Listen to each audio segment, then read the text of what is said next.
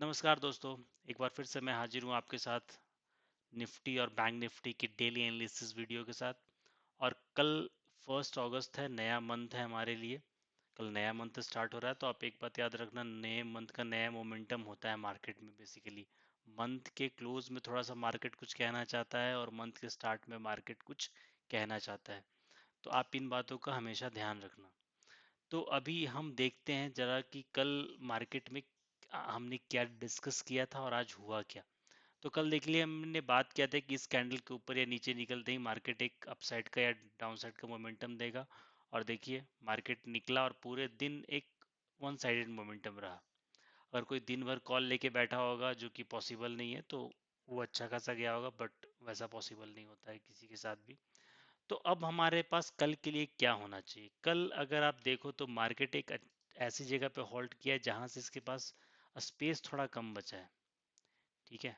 अभी आप देखोगे तो मार्केट अभी अगर ऊपर के साइड निकलता है, अगर ग्लोबल मार्केट में वैसा कुछ बात आती है कि ग्लोबल मार्केट में ऊपर निकलने को सिग्नल देता है मार्केट को, तो हम माइट भी मार्केट में ऊपर स्टार्ट करेंगे ट्रेड करना। बट अभी अगर हम तीन सिनेरियो लेंगे इंट्राडे लेवल पे, क्या हो सकता है? तो चलिए हम थोड़ा इंट्राडे लेवल चार्ट पे चले, जो कि 15 मिनट का होगा। और 15 मिनट चार्ट पे देखिए, हम एक चीज़ ध्यान देते हैं कि अगर हम मार्केट में फ्लैट ओपन होते हैं कहीं ना कहीं यहाँ के आसपास, मतलब मैं निफ्टी में बेसिकली, अगर मैं फ्लैट का मतलब क्या हुआ कि मैं अगर डे हाई या डे ओपन के आसपास कहीं ओपन होता हूँ 15-20 पॉइंट, तो उसको मैं फ्लैट ही मानता हूँ, उसको मैं ज़्यादा कोई अप या डाउन नहीं मानता हूँ।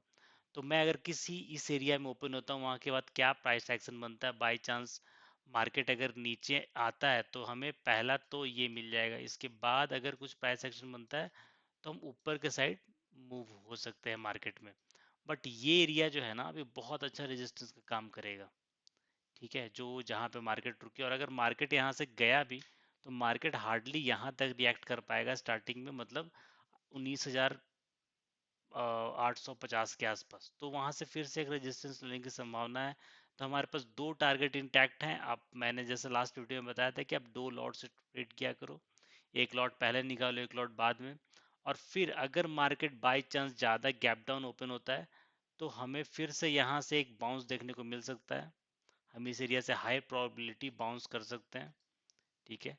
तो ये आप ध्यान में रखना, ये सारे लेवल्स को, कि हम गैप डाउन की स्थिति में क्या होगा और गैप डाउन और गैप अप में क्या होगा और फ्लैट में क्या होगा। और अगर हम बाई चांस ज़्यादा गैप अप ओपन हो गए यहाँ से, ठीक है, तो ज़्यादा गैप अप हो जाएंगे तो हमें ये एरिया बहुत परेशान करने वाला है कल। तो आप यहाँ पे एक मोमेंटम ध्यान रखना कि यहाँ पे क्या मोमेंटम बनती है, और मार्केट हो सकता है यहाँ के बाद हमें यहाँ कुछ मिले। ठीक है। तो आप इन एरियाज को ध्यान रखना। और अभी अभी आप एक बात याद रखो कि अभी रिजल्ट्स के सीजन चल रहे हैं। तो हर स्टॉक, हर एक लगभग चीज़ों में अ, हमें रिजल्ट्स आ रहे हैं, तो वो भी इम्पैक्ट करते हैं मार्केट को कहीं ना कहीं।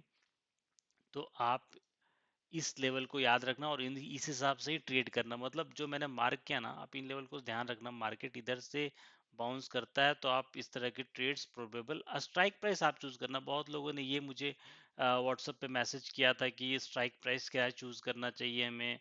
अ, जब वो आपके एपेटाइट के ऊपर है कि बहुत लोग इन द मनी पसंद करते हैं, बहुत लोग आउट ऑफ द मनी पसंद करते हैं, बहुत लोग ओटीएम, सॉरी, एटीएम पसंद करते हैं। तो वो आप पे डिपेंड करता है कि आप क्या करना चाहते हो। ठीक है।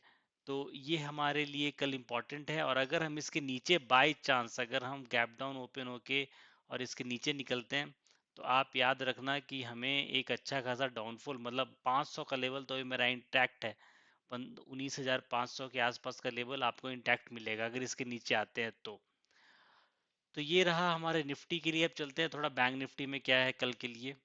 तो बैंक निफ्टी में देखिए, एक फिर से हमें एक इनसाइड कैंडल मतलब जो पिछला मदर कैंडल है उसके बीच का कैंडल, राइट, उसको इनसाइड कैंडल बोलते हैं। तो आज फिर से हमें एक इनसाइड कैंडल देखने को मिला है। तो इनसाइड कैंडल में अभी कोई खास मोमेंटम नहीं हुआ, मतलब कल फ्राइडे का जो डे हाई और डे लो था उसको ब्रेक नहीं कर पाया है वो।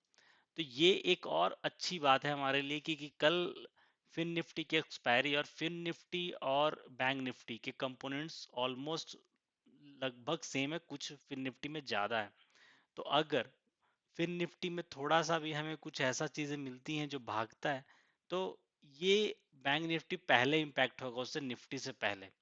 तो ये एक एक तरह से कह सकते हैं हॉल्ट हॉल्ट लिया है कल के लिए। कल की क्या रणनीति, क्योंकि कल पहली एक्सपायरी है हमारे मंथ की, राइट? मतलब एक अगस्त में पहली एक्सपायरी होगी कल। तो फिन निफ्टी और बैंक निफ्टी काफी क्लोज चलते हैं इस मामले में। तो अगर ये निकलता है कल किसी भी साइड, तो वो फिन निफ्टी को इम्पैक्ट करेगा या वाइस वर्सा, जो भी फिन निफ्टी इसको इम्पैक्ट करेगा। तो अभी आप बैंकिंग स्टॉक्स में देखो, सब में अच्छा खासा था। अच्छा खासा आज बैंकिंग स्टॉक्स ने किया। आज निफ्टी आईटी ने काफी लीड किया, इसकी वजह से निफ्टी भागा। बैंकिंग स्टॉक्स में अगर कुछ स्टॉक्स नहीं चल पाए आईसीआईसीआई, इसी वजह से बैंक निफ्टी नहीं चल पाया, लेकिन अगर वो चल जाता तो शायद बैंक निफ्टी की सूरत कुछ और होती। खैर, अब कल के लिए हम देखते हैं कि अगर हम इंट्राडे लेवल पे जाना है तो क्या करना है। अभी तो जो ऑल टाइम हाई है वो काफी दूर है, उसमें हमें नहीं सोचना है। अभी हमें ये सोचना है कि हम नीचे अगर निकलते हैं या ऊपर निकलते हैं तो हमें इंट्राडे लेवल पे क्या प्लान करनी है। ठीक है, क्योंकि मेरी सारी एनालिसिस बेसिकली इंट्राडे लेवल पे होती है, तो मैं इसलिए उस पर ज्यादा फोकस करता हूँ। तो देखिए, अभी अभी अगर हम फ्लैट ओपन होते हैं, ठीक है, तो अभी मल्टीपल सपोर्ट्स हैं इसके पास, राइट? अभी देखिए यहाँ पे एक सपोर्ट है, इसको अच्छा खासा सपोर्ट बनाया है इसने। अभी ये लेवल अच्छा खासा सपोर्ट बना, और अब नीचे का सपोर्ट तो है ही। तो अगर मार्केट कहीं इसको कल, ये एक रेंज बन चुका है, राइट? 45,727 से 45,238, मतलब 500 पॉइंट का एक रेंज बना हुआ है बैंक निफ्टी का। जब तक इस रेंज को ना ब्रेक करे, आप छोटे मोटे स्कैल्प ही करना, आपको बड़े टारगेट्स नहीं मिलने वाले। जब तक इस रेंज को ये नहीं निकालेगा, तब तक बैंक निफ्टी में कुछ ज्यादा लहर नहीं आने वाला है। और इस लेवल को तो निकालते ही, मतलब जो नीचे का लेवल है उसको निकालते ही कहीं ना कहीं बैंक निफ्टी एक अच्छा खासा हमें मूव दिखाएगा। तो आप ये याद रखना कि अगर इस लेवल को निकालने की कोशिश किया, जिस साइड भी, क्योंकि 2 दिन से मार्केट फंसा हुआ है अभी, ठीक है, ऊपर जाने की इसमें हिम्मत दिख नहीं रही है उतनी। अगर ये ऊपर स्लो एंड स्टडी जा रहा है आज, तो प्रीमियम्स डीके होंगे बहुत। आज ऑप्शन बायर्स के तो वॉट लग गए होंगे बैंक निफ्टी में।